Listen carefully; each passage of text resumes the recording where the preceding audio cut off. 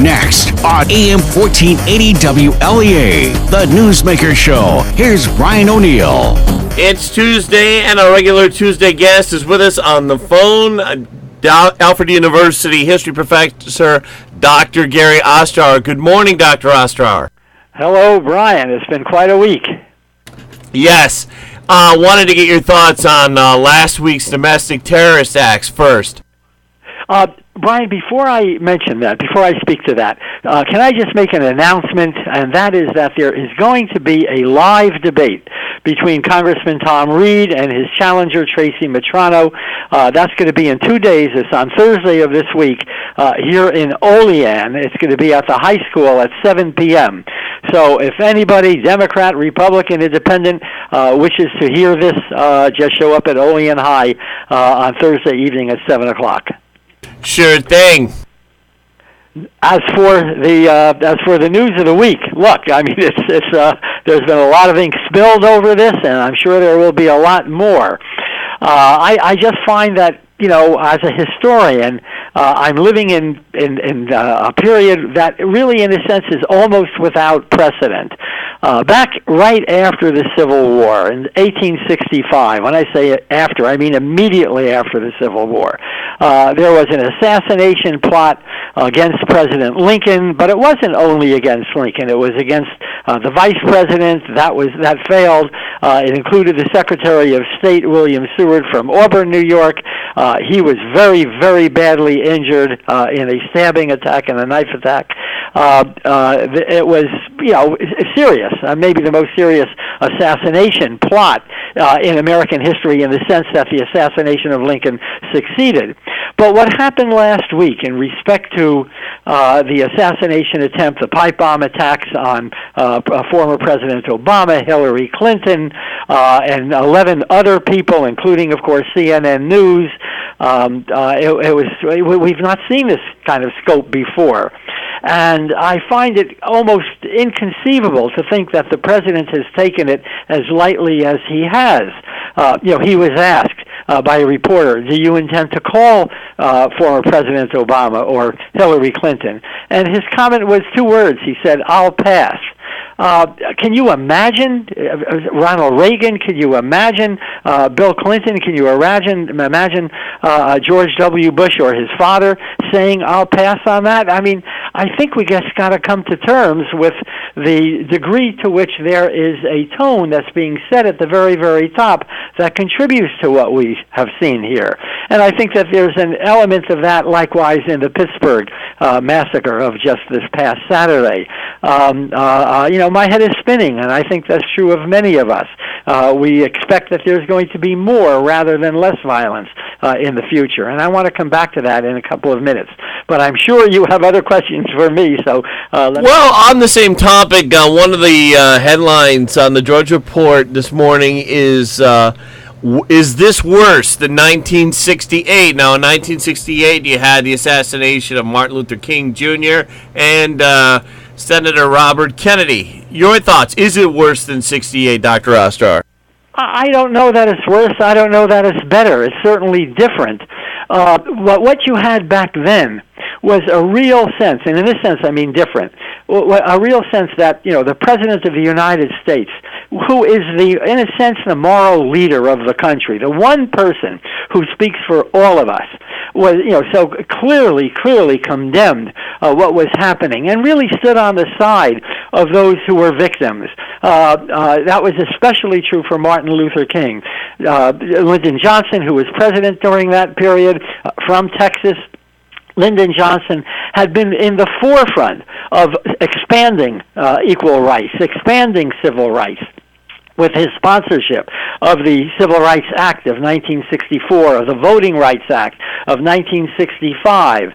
However cool he may have been to civil rights when he was a senator from Texas, he was absolutely in front of the parade during the period when he was president.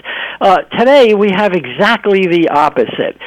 You know, you have a president who did, I think, you know, said some very, you know, important words, and when he condemned what happened on Saturday in Pittsburgh. He said it was despicable. He said this is, not the country we want to be. And yet that very, very evening, he goes to Illinois, he holds a campaign rally, and in that campaign rally, he is saying what? He's leading his troops, so to speak, in saying, lock her up, lock her up, lock her up, just basking in, he kind of encouraged them to do it. He doesn't say it himself, but he encourages, smiles while the audience is saying, lock her up. Well, now wait a minute. Lock her up? This is a woman, the former candidate for president in 2016, who was the subject of an assassination attempt just a few days earlier. We don't hardly know how to respond to this sort of thing. And I was reminded in saying this of a column that Patty Davis was the one of the two daughters of Ronald Reagan. She wrote an op-ed. She wrote an editorial for the Washington Post. It appears in today's paper. And she says the following, and I want to read this because I think she says it a lot better than I can. She says, after the Challenger disaster back in 1989, my father said, in 1988, my father said, we will never forget them, nor the last time we saw them this morning as they prepared for their journey and waved goodbye and slipped the surly bonds of earth to touch the face of God. And, she makes the point that this president will never offer comfort. This is her words. This president will never offer comfort, compassion, or empathy to a grieving nation. It's not in him. When questioned after a tragedy, he will always be glib and inappropriate. So I have a wild suggestion. Let's stop asking him. His words are only salt in our wounds. Now, I don't know that I disagree with one word that she said. The president is a moral leader, not only a political leader, not only a party leader. And yet that kind of moral leadership is simply absent. What we get from him is a prepared statement that does not sound very authentic, and then he goes to his, the real Donald Trump, and we hear him talking about his opponents as being evil and as being treasonous and so forth. What do we do with people who commit treason? We execute them. This is not a man who's trying to, unify our republic. Dr. Ostrower, you mentioned Hillary Clinton in your answer there. Speculation is rising or speculation has arisen that Hillary wants to run in 2020. Do you think there's any chance of that? Zero chance of that. I think that she's had it. I think she said after the election in 2016 that she is not going to run again. She has been relatively absent from politics since then. She's given a few public talks, but not very many. But I think that what happened was very, very painful, and I think that that's the last we're going to hear of her on the presidential stage. As to who the Democrats will run, that's anyone's guess at this point. And we're not that far away from the point when people are going to have to start declaring their candidacy. So whether it's going to be a Democratic centrist like Mark Warner from Virginia, or whether it's going to be an old guy like me, namely Joe Biden, I really don't know. I don't think that any of us know. But I don't think it's going to be Hillary Clinton. I think we've seen the end of that. Will it be a female, someone like Elizabeth Warren? I think she's certainly, interested at this point. She's being urged to run, but I simply cannot imagine that she could win the election against Donald Trump in 2020. I may be wrong. I'm often wrong when it comes to these predictions, but I don't think it's going to be Elizabeth Warren either. Now, doing a little bit on this day in history. On this day in history was the famous Orson Welles 1938 broadcast. I'm sure you don't remember that, Gary. That has to be before your time, when Orson Welles, the movie actor, did a radio show pretending that the Martians were landing and did quite the scare there. Well, it wasn't that much before my time. It occurred about 1 year before I was born, but then I was not part of the reaction. Yeah, I mean, I think it points up the degree to which there are people out there who will believe anything. You know, when Trump says, you know, that the caravan is coming to invade our country and declare war on us, there are people who believe that. When Trump says that caravan is bringing disease like smallpox, well, I mean, the last case of smallpox ever recorded occurred in 1979. But if people want to believe it, they're going to believe it. So far as Orson Welles is concerned, we are told, and I don't know whether this is absolutely true, but we are told that there were people who were considering committing suicide. There are people who took this very, very seriously, even though Orson Welles had said at the very beginning of the broadcast that this is a play, that this is not real. There was a commercial right in the middle of this broadcast that should have alerted people to the fact that it wasn't real. But by golly, you know, there were plenty of Americans apparently who were plenty scared about the fact that the Martians were invading us, as many are scared today that the Guatemalans or the Hondurans are about to invade us in this caravan. Dr. Ostrower, also on this day in history, some Vietnam stories. Says from the History Channel's This Day in History, just miles from Da Nang, I hope I'm pronouncing Da Nang right, U.S. Marines repel an intense attack by successive waves of Viet Cong troops. U.S. Troops killed 56 guerrillas. A search of the dead uncovered a sketch of Marine positions written on the body of a 13-year-old Vietnamese boy who had been selling drinks to the Marines the previous day. They say this incident was indicative of the nature of a war in which even a most seemingly innocent child could be the enemy. And it goes on to say there were many other instances where the South Vietnamese civilians that worked on or near U.S. bases provided information and participated, it says, in attacks alongside the enemy. Any thoughts on that statement about this day in history from the History Channel, Dr. Ostrower? The war, the Vietnam War, and there are plenty of veterans up here, maybe some who are even listening to this program. It was a very, very nasty war, but I suppose we could say that about most wars.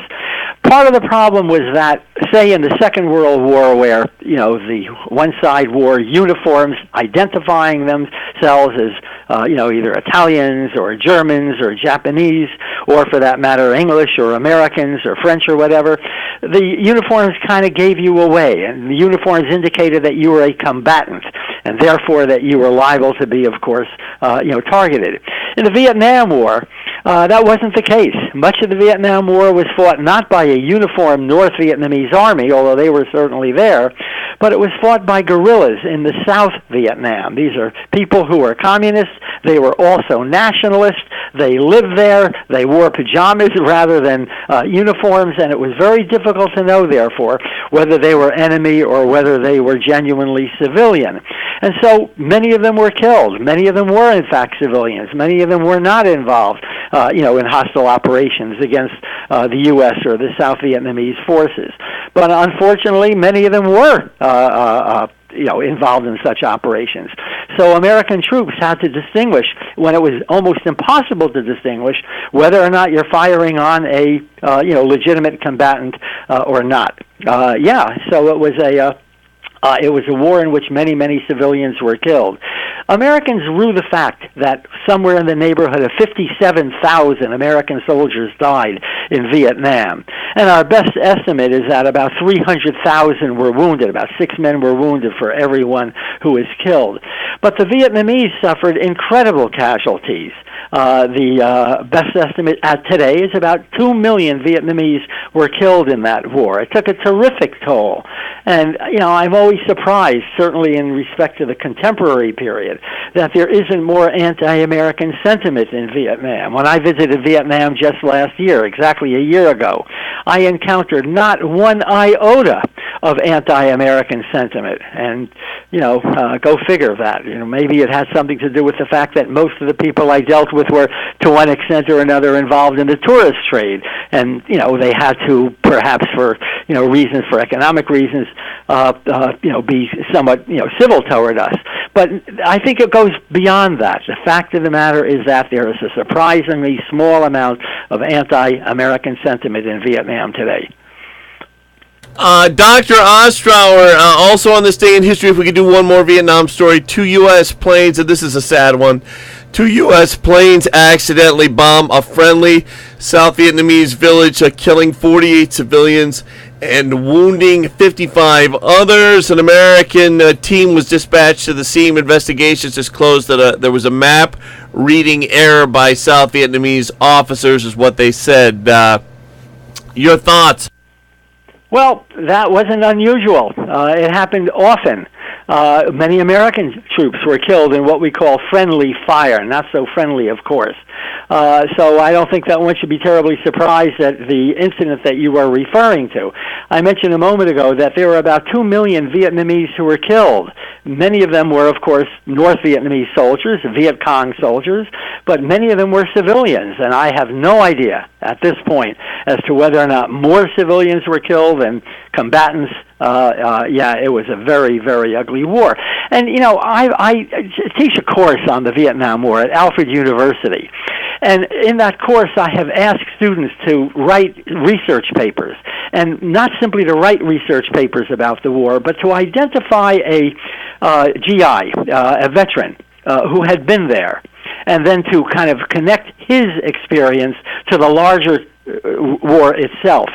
And what I have found is that often, very, very often, the students will be able to identify veterans, but the veterans will not want to talk to them about the war. They really have very little to say about it. And I think it probably has much to do with the degree to which their memories are searing, their memories are tortured memories, and they would rather simply put it behind them altogether. I mean, I realize there are some veterans who talk about it all the time, but many, many of them would just prefer not to bring up some of those very, very unpleasant memories which may, to a certain extent, have triggered a certain amount of PTSD among that veteran population. Very understandable. Talking with Dr. Gary Ostrower. We're going to return to current events right after we take this break and check the forecast. Stay with us. The Ryan Agencies, your local, independent insurance agencies. The Ryan Agency is not beholden to any one insurance company. They work with many companies offering unbiased insurance advice. Their interest is seeking your best interest. Contact the Ryan Agencies. Good people offering unbiased advice, seeking your best interest. Insurance protection you can rely on. The Ryan Agency. Checking in with meteorologist Rob Carolyn. Rob, is today going to be nice? Oh, yes, and unfortunately, Brian, it's going to be the only nice day out of the work week. We don't look so great as we head from October into November over the next couple of days.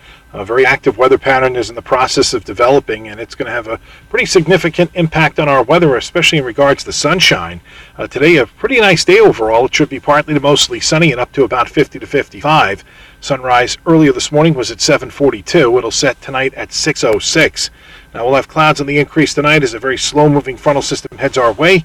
Could set off a shower late tonight. Lows will be 40 to 45.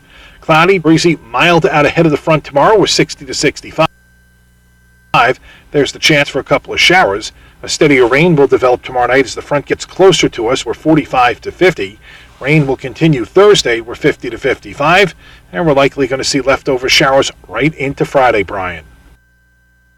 Back with Alfred University history professor Dr. Gary Ostrower. Both the big headline both this morning on the Drudge Report and the Huffington Post is that Trump plans to end birthright citizenship. Did you have any thoughts on that, Dr. Ostrower? Sure. Like a lot of things a man does, he doesn't take much account of the Constitution. It's unconstitutional. He's not going to get away with it. It's not going to happen. But I think it certainly says something about his anti-immigrant perspective. This is very much a part of Mr. Trump from long before he became president, and we see it day after day at this point. We're just going to have to deal with a president who doesn't take the law very seriously. He puts himself above the law. He has said, if you want me to, I'm the only person who can fix this country. He said that during the campaign.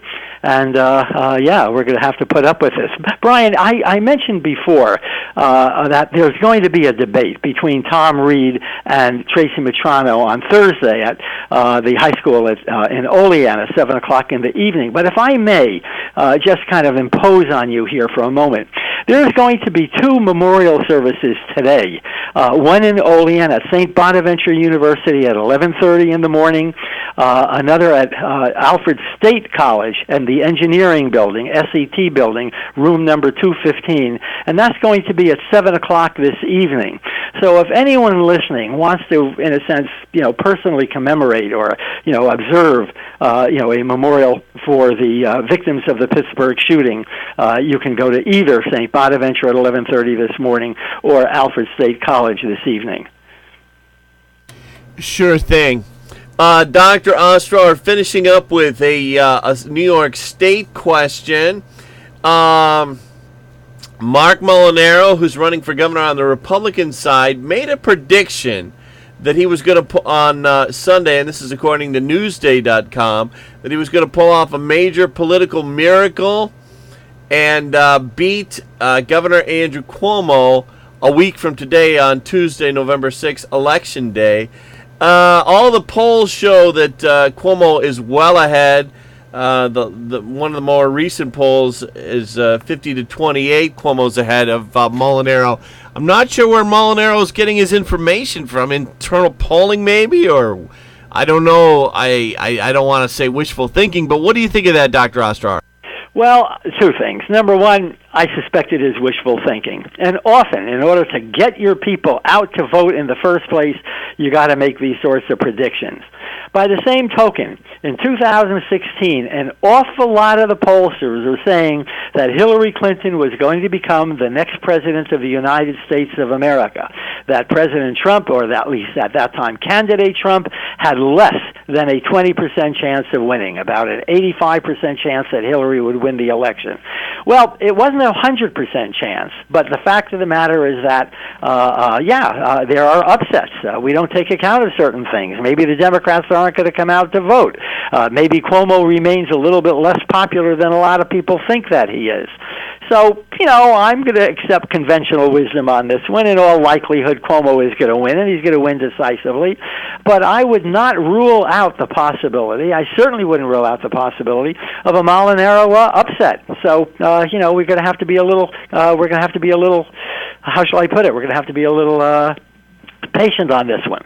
But I do think this, that what I'm afraid of in this election is that many people who we anticipate will vote will not vote.